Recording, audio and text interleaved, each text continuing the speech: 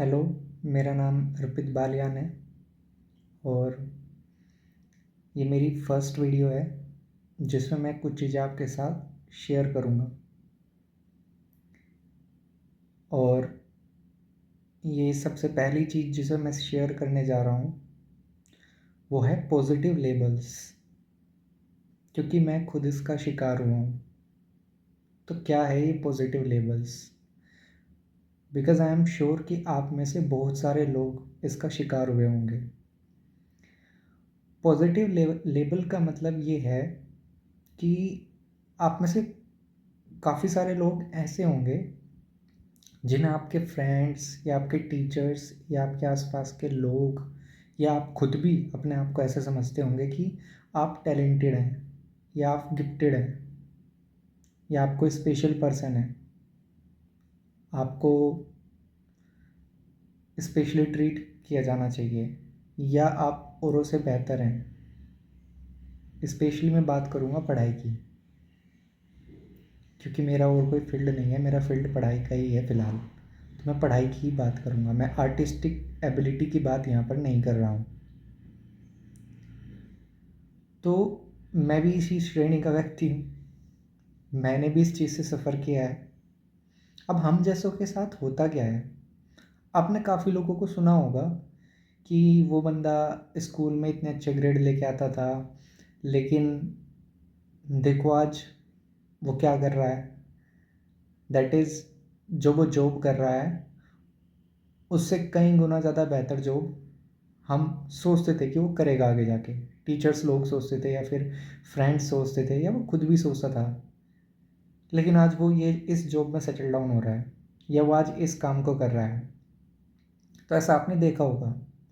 और बहुत सारे ऐसे लोग जिनके कम ग्रेड आते थे, जो उतना अच्छा परफॉर्म नहीं करते थे, वो आज जितनी एक्सपेक्टेशन लोग उनसे करते थे वो खुद से करते थे उससे कई गुना ज़्यादा अच्छी बेहतर जॉब कर रहे हैं या बिजनेस संभाल रहे हैं या कुछ भी एक्सपाइटेड कर रहे हैं जो कि अनएक्सपेक्टेड था, क्योंकि उन्हें वो पॉजिटिव लेबल्स नहीं दिए गए जो हम लोगों को दिए गए हैं।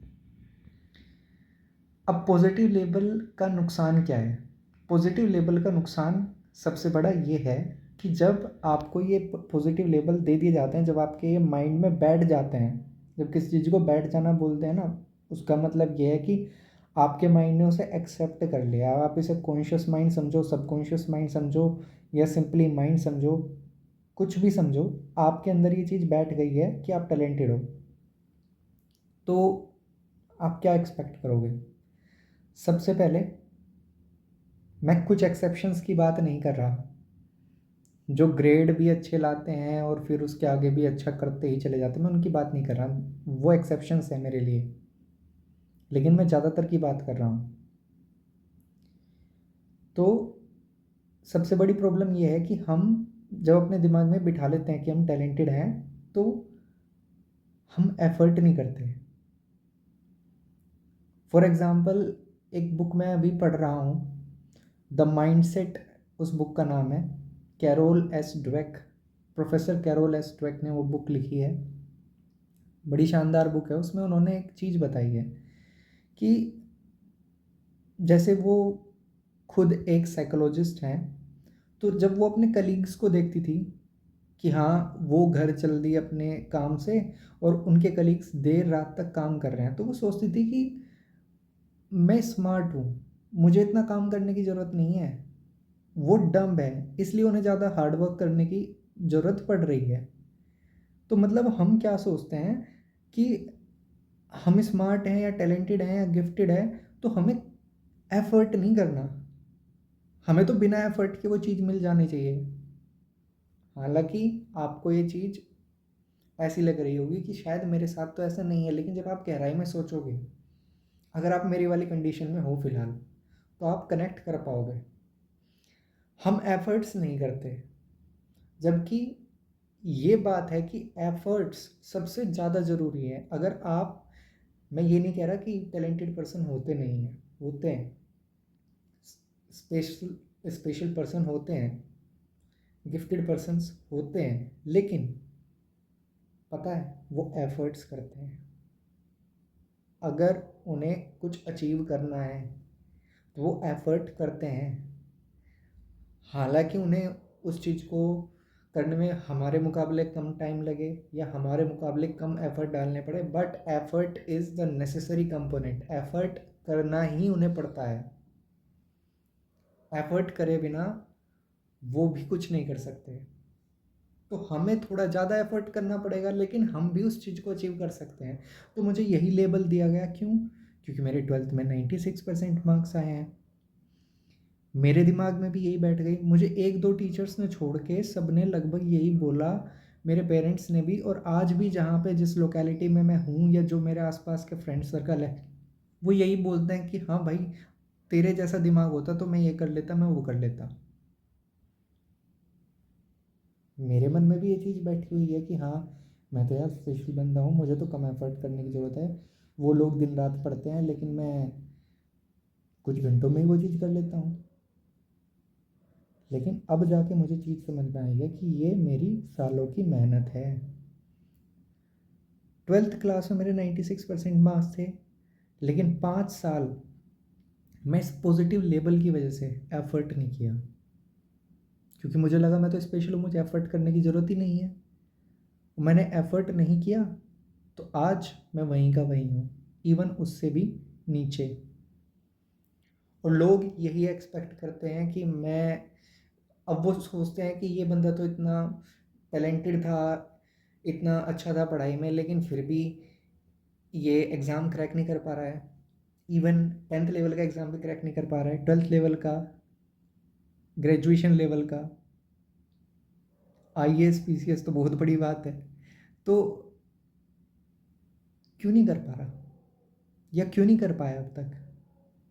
बिकॉज मेरा माइंडसेट इस टाइप का था कि मैं तो टैलेंटेड हूँ, मुझे एफर्ट करने की ज़रूरत ही कहाँ है। अब मुझे पता चला कि टैलेंटेड लोग, स्मार्ट लोग उल्टा ज़्यादा एफर्ट करते हैं। अगर आप देखोगे तो, जैसे मैं एग्ज़ाम्पल दूँ आपको थॉमस अल्वा एडिसन का, ये भी इसी बुक से एग्ज़ाम्पल दे रहा हूँ मैं।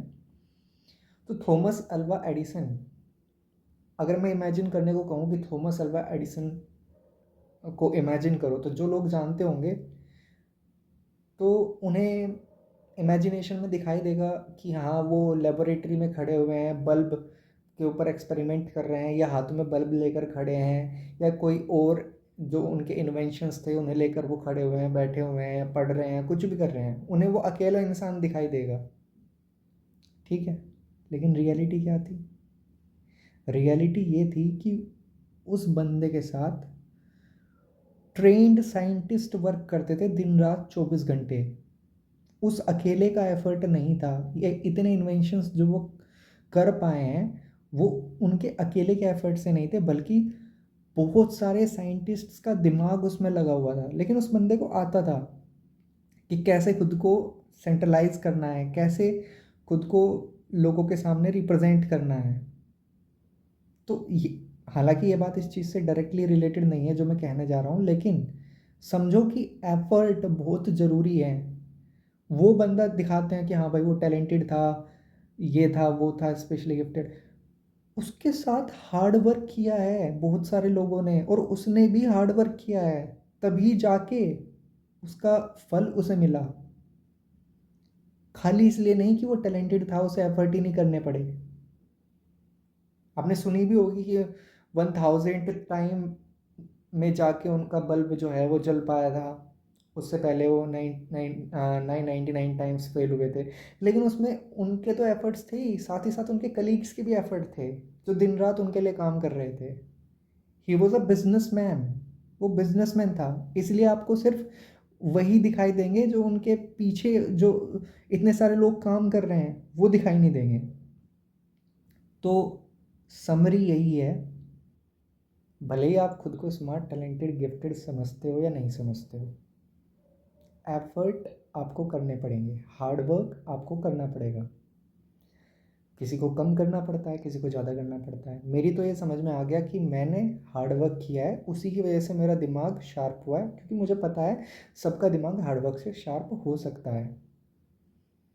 आप में से कुछ लोग ऐसे हो सकते हैं जो स्पेशली टैलेंटेड हों, जन्म से ही हों, जिन्हें कम एफर्ट करने पड़ रहे हो। लेकिन अगर आप टैलेंटेड हो, आपको इस चीज़ का टैग मिला हुआ है कि आप टैलेंटेड हो, लेकिन फिर भी आप अचीव नहीं कर पा रहे हो, तो इसका मतलब समझ लो कि आप एफर्ट नहीं कर रहे हो, एफर्ट कम कर रहे हो आप।